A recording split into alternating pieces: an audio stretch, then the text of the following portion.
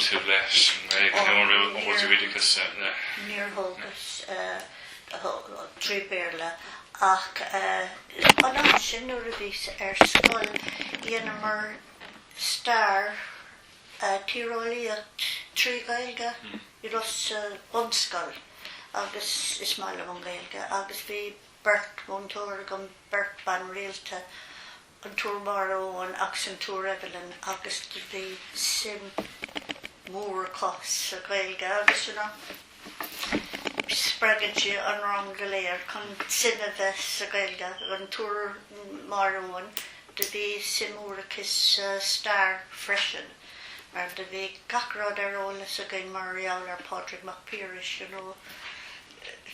sinna a aidil a bhí aici bós cúsaisteach sa meánscoil agus de bhí Gaeilge abhainn agus is mála me agus nuair agus an scoil tastig megdal go dtí rangana chun na Gaeilge bhí rangana hús sráid an áisiigh os ceann singers ar máile seo ar máile seo timppla sráide agus Seán Ó a bhí ag móna an Gaeilge agus de bhí na rangana go des agus cardúil agus lenisar blin go agus is stocha go raibh Seán Seosamh ag freistal ar na rangana sin nach níor a bheithena gom I didn't notice it. Montóir a bheith Seán Ó agus bhí sé ar príomhide bonscoil hús an conic agus sin an áis a churas brian agus ruúra luachas lígar ar scoil agus mar de bhí sais Gaelscoil a bhí ag Seán Ó húsin sin in Listellig ach bhí orm iad a thógant agus a chuiristeach I Gaelscoil de Casfin ach perfean éis sin bós sin das bhí sim a gom sa Gaeilge agus cúig sé gobar sa CWS agus bhí Seán Seosamh ag gobar sa CWS agus rúnaí de chunar na Gaeilge a bheith san am sin agus lenas a raig leis an Gaeilge agus an raibh cin an bailach chóir tú na páistíonn sin ar oigeí an Gaelscoil an raibh teonacar ag an cinne sin nó an raibh teonacar ag na páistí bheith brethe ar bhór gníomhaíocht an Gaelscoil bhóna bhí Padraig daon tháinig Padraig go Chiarraí agus an smíanamh a bhí aige chun an Gaelscoil a bhú agus bhí Seán Seosamh ar aon bhainte leis ach ní raibh an den know-how ag Seán Seosamh ach de bhí ag Padraig chun ag díleáil leis an department bós bhís beag gáin áirseach faoi brí na hógan tasan go mar bhí sé né bliain bhí ceart go leor ag ruúra because Ruairí níor a bheith bliain caite ag hús an sin but beag sé tasnú ach anyway Darrig sé go má chun brion a chuiristeach go Gaelscoil de Casfin mar tá sé leabhar Gaeilge fós an gláut agus is tócha cóirsead na páistí isteach sa Gaelscoil an sin agus an cuioineat cúpla bliain ar tús na scóla an raibh sé Dakar agus an scóla tacht faoi bhláán nó raibh ní raibh sé éasca ní raibh sé éasca ní raibh well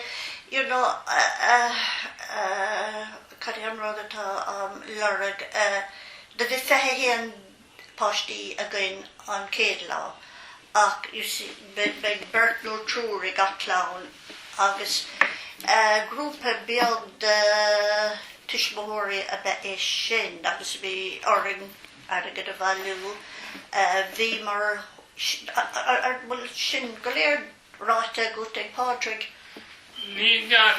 is cuma den a buir méisteach sé leis an méile dó teisnach is cuma mátá beag an in de ábhaile bhí mar códsceoltóirí ar bhí dúchas house síos Lauren Valla nacileisian an post office agus thugadar an rúm an seomra doing chun bheith ann agus bhí Baintear amháin againn agus, bhí sé dachar chun na tiismóthúirí a cumáid le céile ach bhíidir anna dílis.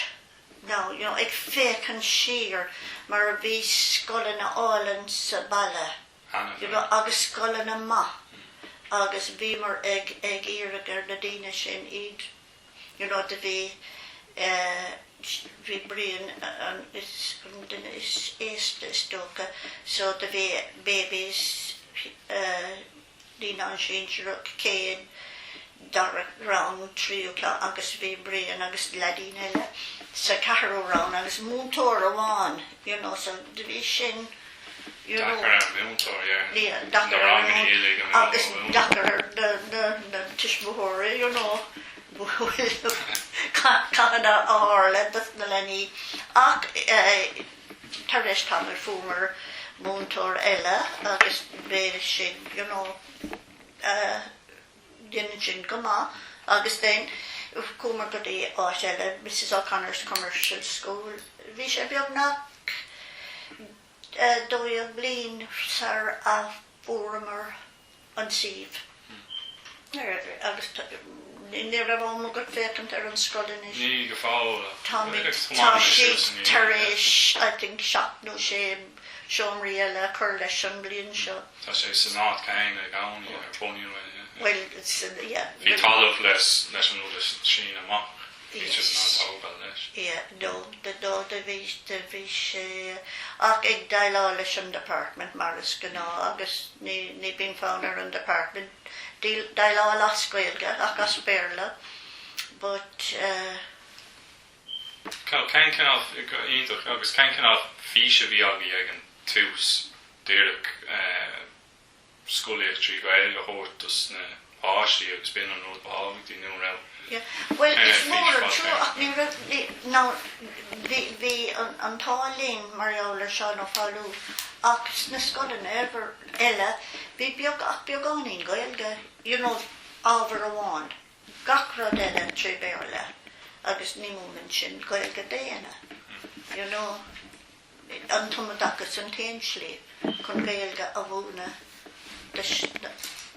Motherlumps anyway. Well, tomorrow they're in the sin come off freshen. Or the tumadachas and bainteach fhear. Bins na seacht though. Ach teen got den eile sin, Sha, well, bhí daoine ag an ann, go gurach sé isteachar idachas na báistí nach raibh agus is dócha an mhacha sibh sé an freasúireacht sin na seacht though dí daoine bhór duine nó an aspect Gaeilge sa córas an... Well, ní raibh an scoil ná bhí sé go má den scoil méile ach ábhar amháin, agus sin deir leis, agus ní raibh, Dickon often the Montori Neil Gaeilge Bleefa a coffeed. I'd be killed for saying that, but it's true. They're not trained properly to teach Gaeilge. Agus an raibh buint agé le luúteann conradh sin buint at nuágaí le daoine eile fiú sa grúpa bunathirí le dramnaí éagsúil le eile cumlú Gaelscoil nó páirte politúil le éagsúil nó an cuioin leat. No, well, Coltas on Shomer doing, agus beagán cís, Comer go dtí saol go dtí tus the monastery, an sin, de bhí an scoil daite I gáile de duine éiste a haol sa monastery, agus de duine beag a haol sé péal beag in aici scoil beag. So, dairg linn, dairg low, I suppose. Agus is tócha céirlí na fóibanna wow a bhí ann Luaitear Ruairí agus cúpla le fáimhní le sáú le I bunú na scóla well Luaitear go raibh scóil ar gá híomh so chum á cóir sin Níor fugad mórán ar a doing sa tos nó mar capasgur nach dairigling capas é sin ach cúpla bliain níag sin bhí seanna a láin níos dachara chun scoil Gaeilge a bhanú beag níos mó duine níos mó lení átastáil an dachar bhó is múntóireáil agus seomraí chun iad a chorán go bra agus no as I say bhí na tuismóirí anna déanseacht agus cára. Cé cinná daoine a bhí an tú an chuoin an cinná na tuismóirí daoine ága daoine bhí páisiach go ag an fábhar. Well no stocha bhíidir timppla daha de chuigad capam the raibh siad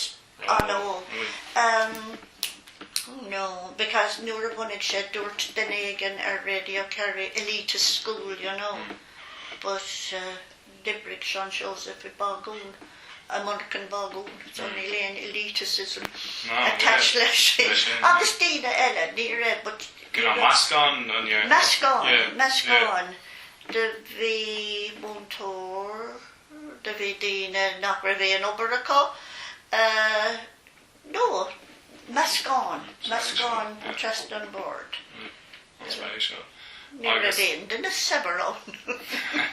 Well, síos na sin, I mean, Tasha sin had 40 years ago, near raibh an service an sin atá, nómh. Sin yeah. I was born in school, like, it's na hochtáidí an raibh sibh sé go bar born in school a fá runpá blianta a thug sé tamil fada like níor hála sé thar ihe there. Well, it's tócha thasta sé beagán istigh blian. Like an scoopy sin, mar de bhís chun bríd agus úr a chur ais go dtí an scoil húsan sin agus bhí ar an dulsús agus short notice níl siad ag tactar but bhí an príomhéide lánsáasta agus dúirte man airíonn libh tá spás an saol sa anna supportive. Níor raibh sé chun ruúig go chóir No, de bhí meán daoine anna bailú fábhach go agus bhór sibh taíocht ó le hí Gaelscoil na hagóiríochtaí náisiúnta bhíú san nach léanú fiú.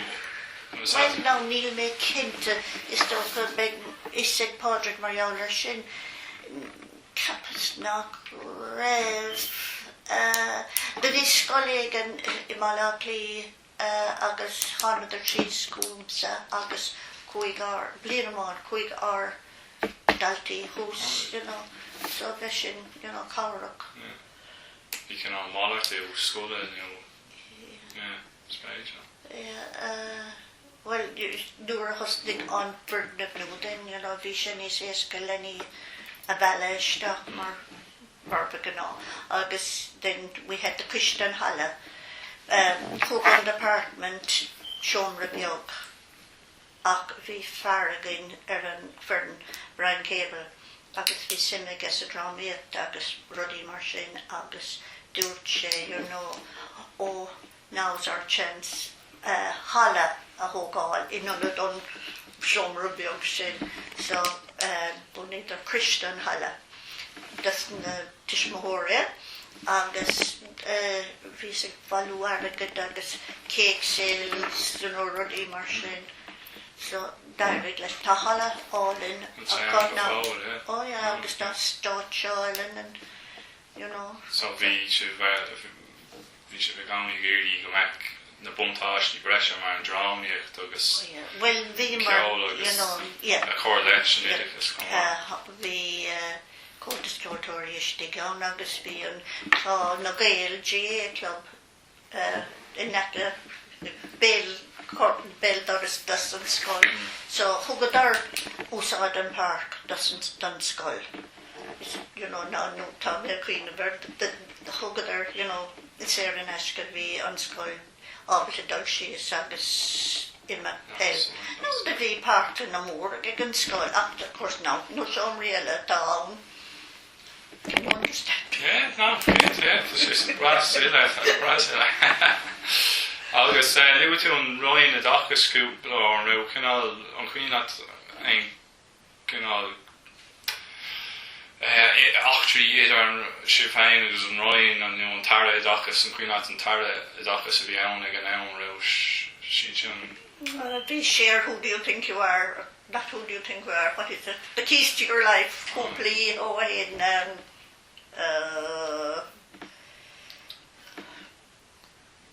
Bekoorbaar sé seo ála samart an sé den star agus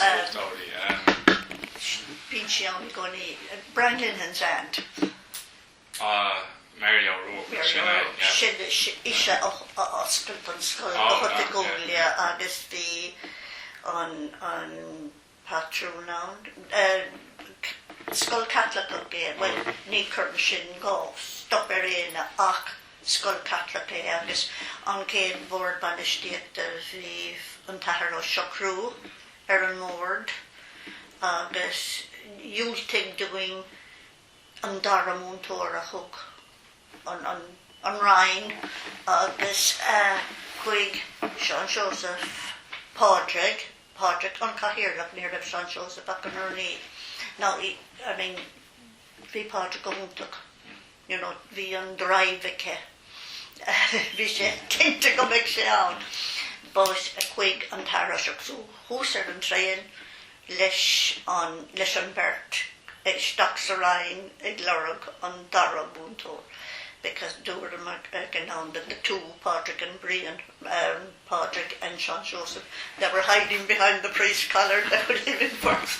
He was a great man for the Irish, an Tara Seachrú, agus bhí sé ar an mór bainisteachta, or fed sé nó seach bliain go dtí, or an dahraigh sé go dtí per óstéile. So, yeah, so around, or no, Cora and we came partying around now. Ship no face of ego. No, that is 50 years ago. Good luck. Well,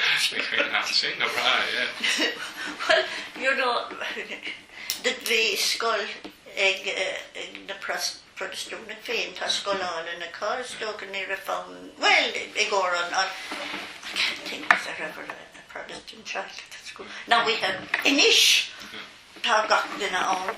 Well, religion and religion, Well, near a bain, ní chuireadh isteach, riomhar in a dulgadí an scoil.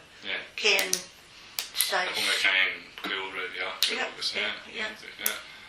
agus an chuoin leat daon rá le pólatóirí áitiúil ar an os cáileoirí agus tachtaí dála an counter a chomhraí siad nó raibh siad inne. Well, it's joke go raibh siad Padraig agus é féin istigh ag dul go dtí na dóirse gach mí. Well, it's joke déistigh sí lo. Déistigh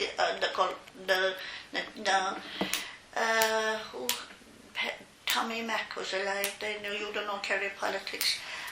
Tommy Mac, Dick Spring. Who was Fine Gael? I'd be killed if I can't think of. I'm sure there was, but no near Corridor isteach orin. Agus is dóg a gur cowring siad. Well, tógadh sin 12 goblin dig chun an siomh áil. So, Agus stocha céine raibh Tishna doggy from Gaelscolaíochta in áitiúil eile like share sa Gaeltocht nó scoilní a bhí leútú black le go raibh monatú ar an scoilní in í sin. An raibh sé go fécinn ar na scoilní eile á bhunú nó.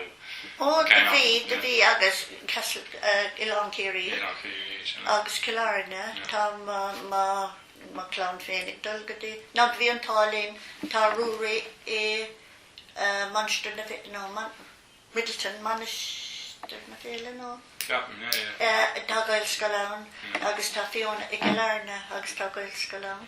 So, níl Gaelscoil gachbáil ach bhí an tálín gur raibh na Gaelscoil na bailte tá siad a cónaí. Ná, gach bliain nuair cúpla bliain tar éis iad ag tosnig brian céile iad a thuairt ar eis go dtí scoildún caoin. Agus is mór an seans é sin. Danadar tiganna na winter siar an sin. Ag gcóir trí seachtaí. Sa saol, sa gach saoire, mí bealtaine.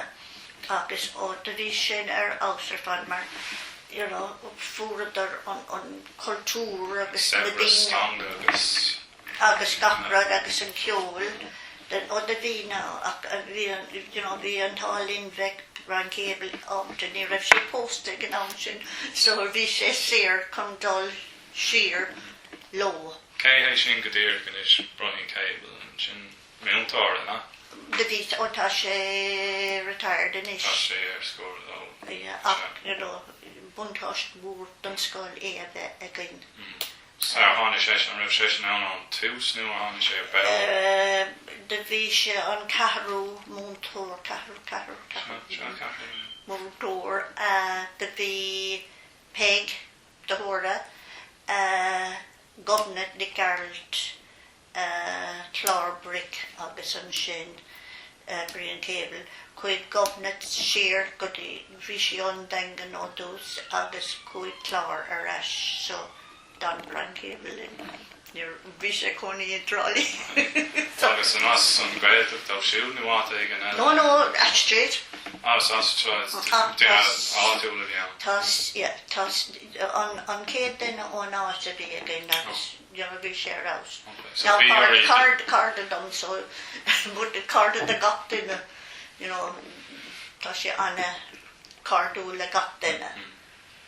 So bhí orí meontóireáil isteach an taobh mu? Well, viidir always ag lorg, muinter on dangan, nu hat ag an marúsi, muinter on túskart, ní bín an accent céna. So, no, I've lost track of céféad múntóirí a háran sinan-is. Sé fásta go mór, sé achar. Agus, an raibh tú fiasach gar an glúisiúcht eile sáisiilte nó politiúil nó idicasúil a bhí ann ag an ann sa seachtóirí agus nótáirí. Ag an scoil? No, just like sa suchi, like sa saol mar and now sib all of we on ein pointa vi like glúisiúcht tí politiúil and now idicasúil mar hapla bhí educate together a bonu scoilní an trá sin bhí cúpla bliain in íag sin bunig educate together tá siad hús ag an I call it an officiate, it's an old officiate. I was born here, you see, so tá na sean anima a gums fós tá sé ann near airig sé cómhór le scoilmhigh Easmainn ach I mean brahan sé ar lán rudaí ach tá sé ann agus tá daoine tá freistanar tá sé glansásta leis agus an raibh álas agé ar scoilní mar hampla is an ratan beag nó in Alban nó was that scoilní miontangacha Bhíoh gáin ná níor chuig aon den ann is dócha ach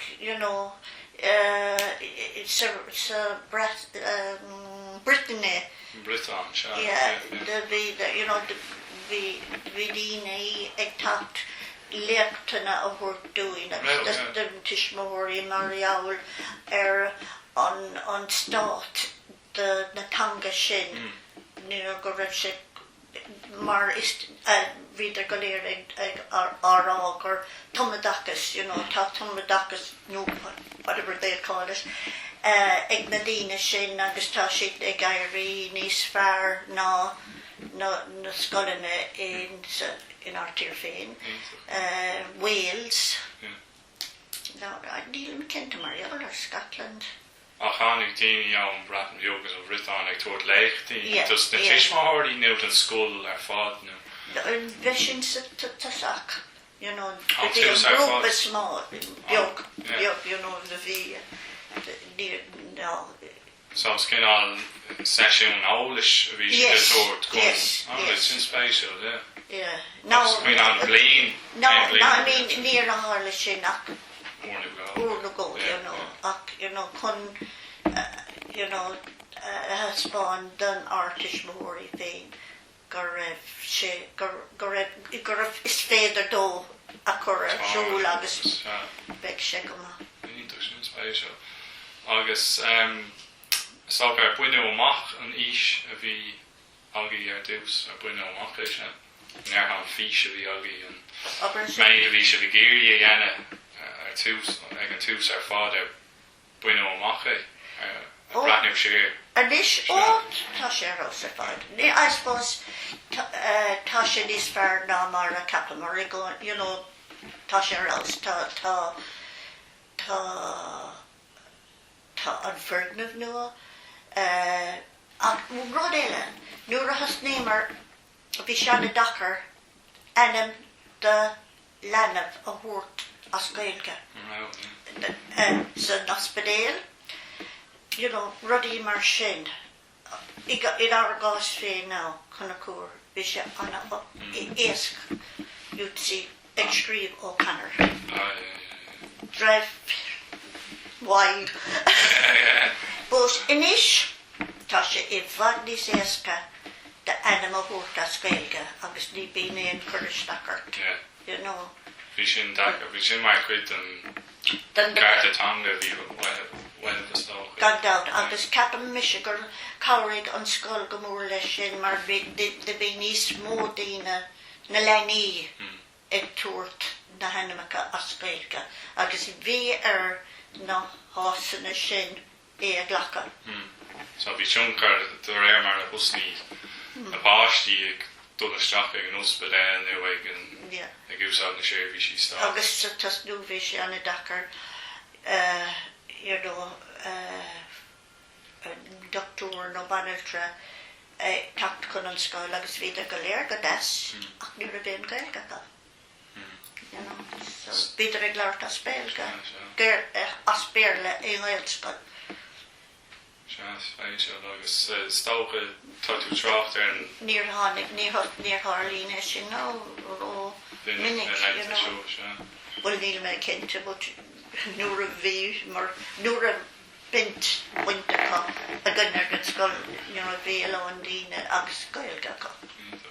Is stocha bhfuil tú trácht an sin ar an tionachar a bhfuil ag an saol las muid gataí na scóla ar na scóil agus vice versa. An raibh sé vigéirí cinál rudí eile aigrú las muid an scóil an scumac was at saol breige las muid an scóil ag na páistí an raibh bhí sé buinte léine na rangnaí an chunra so raibh rangnaí dus na tiismóirí agus de bhí rangana dus na tiismóirí díon cuasa. Bhí sé díon. Ráíon. Dúra dín ar tasnú an céad blin de bhí na rangana sin. Leanad ar a raig ar feicn de blin to den, nuair a bhí ar figur féin a glín chun rangana a bheith ans na scoil, dus na tiismóirí. Gach blian is stocha. Anis ná níl me cinnte ceapam go bhfuil de léidir go sús go dtí cúpla bliana á. Agus a brandniú séirs stocha ceir éon ról bháil a bhí a tain sa róda ag an raibh tú. Money. víos i piston hala. Tiomsú airgid bailú. Bailú airgid agus rattles I think up there Anna supportive. Nain chuna sé roiá I món na raffles agus nain Ruairí the captive audience to the children. Your tour lower. Well, it's card agus fé agus punt is stoka an lína agus hortas de lenny con hortisteach agus argarda agus the bheoring línan. We started with curtains, just nímar mar curtini than stacha, agus then on blade temple and all big unrappel agus cake sale again, agus lights and mics was the next year, and then you Ferdinand Igor and Banacule. Be Banacule again? Oh, a green Banacule all in. Agus. The pastí. Parents were behind. But no, the big tishmore a bhí Tommy Collins the bhí sim agus ag gníomhaíocht agus múnse na lenny agus na chalíní féin. Tá ní caiáil tradiisiúnta a bhí ann go dtír agus. Oh yeah, marching band. Tradiisiúnta. The bhí mar a gorí bhí máiste cable bhí 3 tunes again. I could see the way, the tin whistles started less the tin whistles. Agus, inig got. So there the way we the operated all the portrait Marshall. Oh. And then it's either saying the fall and the it's not, well, you see on Blinche catching near a vein, agus near a. Oh, yeah. So the coon if they on Blinche coon again. Special. Agus,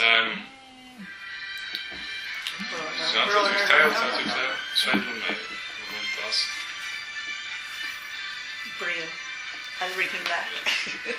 Okay. We're going to make a joke éisteacht. No, I'm a cup on here. Well, éisteacht bhí cé don lán agus kind of tartar níos má na féin té.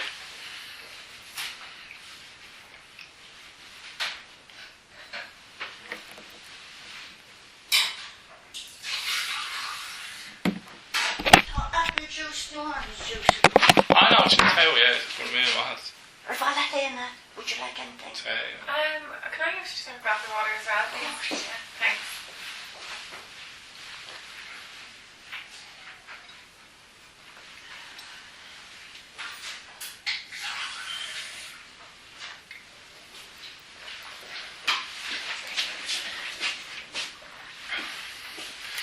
Me and what? Back in picked already the Ruairí Mhic Easmainn ar the mall and real dúil like Seán Seosamh Ó Ruairí was in an na scoile down Sinné, well tá sin mór aige is poor Ruairí. Sinné an bhfuil Ruairí again. Yeah. Walk it to go raibh nochtig si jalv de dáin sin inú éire má céile daine. Ní rásábal dul beg chance agin dul sús chun deisce tá an statue I Benna. Freisin se. Agus ceann I Ballyhaig a stocha gur. Gá ceann I géirí tá. Tá 3 ceann actually. Bhí sam faoin ceann Ballystrand ceann. Bhí sam faoin ceann Bannastrandach ní sam go raibh ceann eile. Ó nó tá an ceann I Ballyhaig is stocha gur raibh sé Déantar I gcór bailachlaí ach nuair a thosnig na triblódaí níor na duine sásta chusús agus gcór Ballyhaige. Right. Na seaníní imrá léir tá rá. Well, ní cinnte marall ar an scéil sin ach bhí sé stigí séad I bailachlaí I bhfad. Agus is tócha ná Big Spring a Conaice agus dúil dúirt leis na daoine I Ballyhaig ar bhil, well, bhí an ceann where the flight come from. Bhí an ceann I Benna an uair sin, hostig Seán Seosamh an ceann I Benna. Chuir sé litir sa pápéir nach ra bhéin áit ag marcáil an áise a tháinig Ruairí Mhic Easmainn. I dtír, se.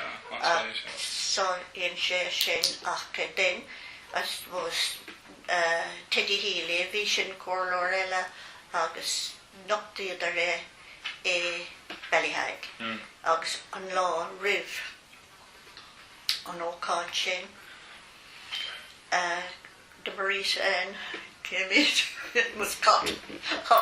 So it was kind of a coincidence because the paper had it, you know, celebrating a man who brought guns to Ben. Not have been there, yeah. It was a bit of a coincidence. Well, yeah, can't But no, tossed in more again. Yeah. Agus, Engagement. is ook like in ig voor obar illig agus you know an duwe chorse villig seach so road an wo is ní fear wo go winch of road amach a new ra kin al harle sé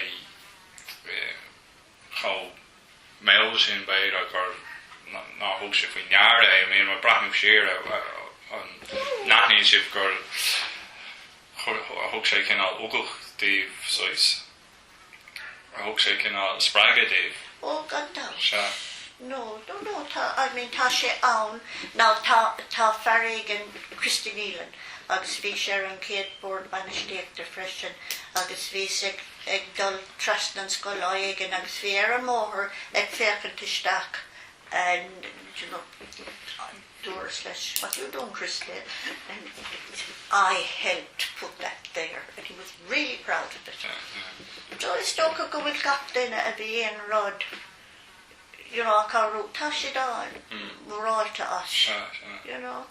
Maar, you know, it's bra, now, ta ma inin in a folklore he's and Vala, August, you know, tagan Lenny, no, gotla, but tagan Lenny is stuck quicker, Satranona, August being on uniform, Eddie Scholar, so, you know, henin she on crest, August, you know, tash it over to. Gaelscoil a lot lei, you know, ni lein dacrachto lot. So sin ruddy more mar caps not rather co.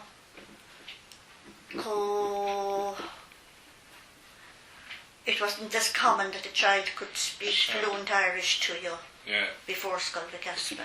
You know, I mean, and then, you know, if she talks to them, it's no problem. You know, because she'll spot the. She went there, I mean, and she'll spot the bench and she'll chat to them and no bother at all. That's great. Yeah. Agus I want to tell the sin echo timp and body ní smá daoine go sa. Capasúr amán, go meg scoil nGaeilge eile, you know, san áit ach near airig leis sin. Céim bliain a hála sé sin cuioine about 10-15 years ago. So. Gá bhéaltaí, so it's like gá bhéal sa chéuig. Yeah, well, yeah. You know, Capas there at inviction is far correlation and Scolavik and Marvi and Tala. Not near us, near Rev Seán Seosamh Ó Conchubhair banished the sin, or near Rev Padre V. Then you know. The direct Padre gas, agus could farrele staff on, agus then quick. Seán Seosamh Ó. So. Agus the Chiarraí, effectively, the near the Chiarraí. No, Chiarraí, but chairperson, Cahiarla. Pádraig Gordon Léanta, Damien, Pád Seán Seosamh, agus an Paratá, ag mon an scoil ag an nómas. Bhí sé ar an céad board bainteach. Oh, yeah, fresh. Oh, gang sé rá. Sticky punch.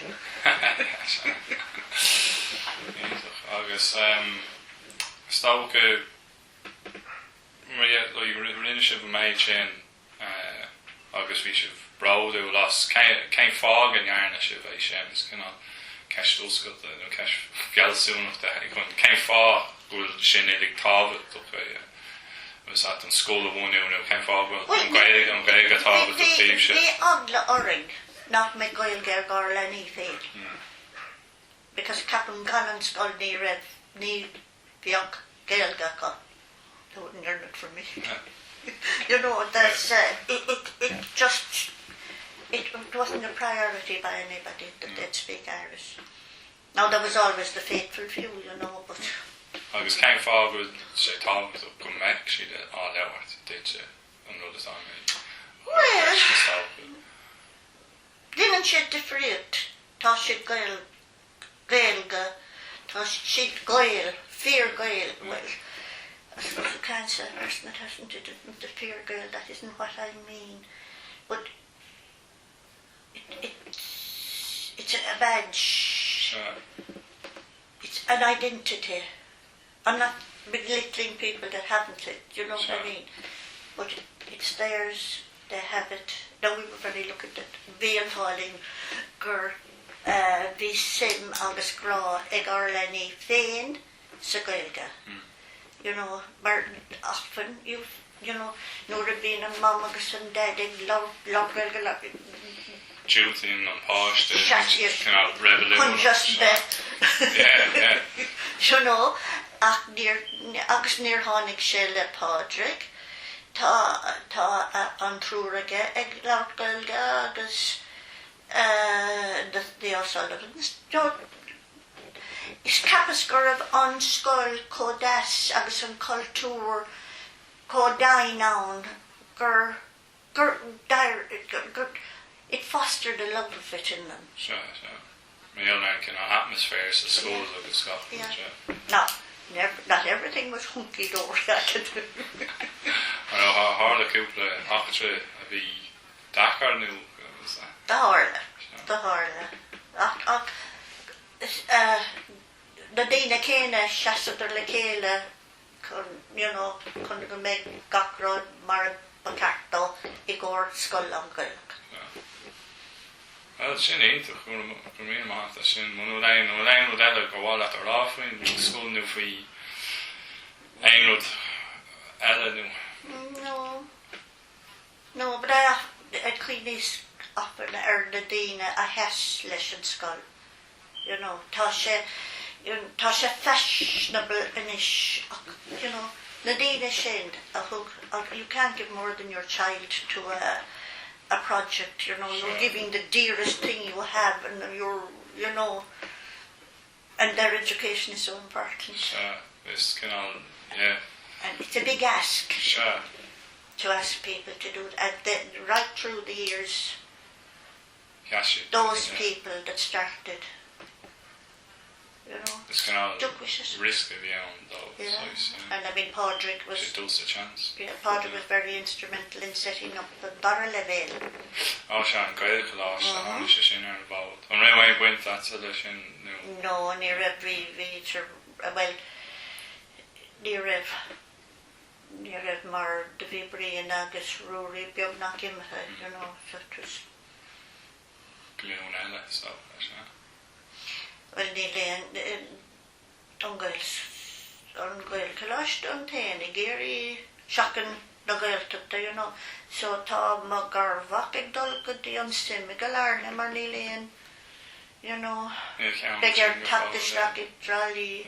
Agus, well, if you want to be afraid of your own town. You know. 13 or 14, you'd rather know where they were at lunchtime. It's going to Ach, éintach it går mé maitha sin. I don't know, you'll be able to understand. No, it's good to hit my gafrod, yeah. Éintach.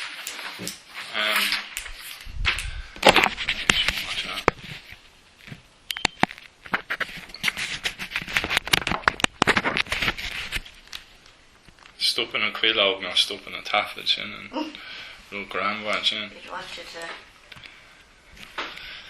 Zeg jullie weg een tafel verder, ja. Did Pádraig mention anything to you about the bhainteach? Captain, yes, Tomalo from my other awareness, yeah.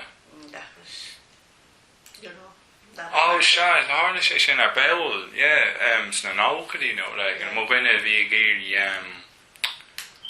Thomas a dach is bearle, kind of, the bearle viewne, the state and now Elm, or Thomas dach is, well, don't be sure. Tish for hard one, Tish for hard one, agus, it's, you know, it's very easy to get people. Oh, it was, but none of the original parents were involved. They actually went out of their way to stand by the school, but it was a very hairy time. Sure. When it went to court. Yeah. Seán Seosamh was the Cathaoirleach then. Ní is no Louis Park Captain Gar Louis Maher my bhí sé buinte le Gaelscoil like on Agri Cathal Leon tu sé before sé school Santan and sin tábhacht mraach le Cén bliain leis sin? Seachtó né. Bliain ní seachtó hocht an na Casman and that. Aici. Yeah. Bhí daoine ar buile bhí It was unbelievable. Because it's Hannafin, Mary Hannafin. Don't mention her. She did nothing to help. Yeah. But the person involved was very articulate, and he maintained there was damage being done to the children of the locality. You know, there is a housing estate, God help us, if we were all. But you know what I mean? And he maintained that fly likes you, that there was damage being done to the children of the locality. And I mean, the town is peppered with schools, and Seán Seosamh made the mistake of saying they don't like it, they go on its way, which wasn't a diplomatic thing to say. You know, and he used that then. Yeah.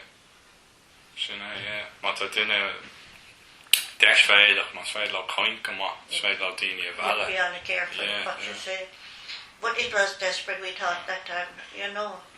And I mean, if they won. Fek implucht die through the cars. And we always had a priest, a friend of ours, and he was now he was a genius. But he had his problems and he came back to Chile. But he was always saying, that'll be an elitist English school yet if you're not careful. Yeah. And we thought it was happening. Yeah. But sure, look, it didn't. Did Padre tell you there was a very good solicitor for schools, I've forgotten his name now, but he put us in touch with a barrister, and he said, I'll take the course, I'll take the case, and if we lose, I won't charge it. Oh yeah, Captain Gurus. But there's always good people. Yeah. But I mean, Seán Seosamh had to put that in my name. You know, because he was suing. Right. He was going to sue personally. You never know how people will react. But I think he was a man who he didn't want to be told. You know, when he said they should be taught English in babies' class. Now his wife was a teacher in the school. Yeah. And that's where it started. Oh, right. You know, when you have somebody in the inside that knows what's happening. But anyway, it all ended well, thank God, and the school is flying. Yeah. But as Patrick and Seán Seosamh didn't get heart attacks then, they never will. Will you come in and say hello to him? Yeah, can't you?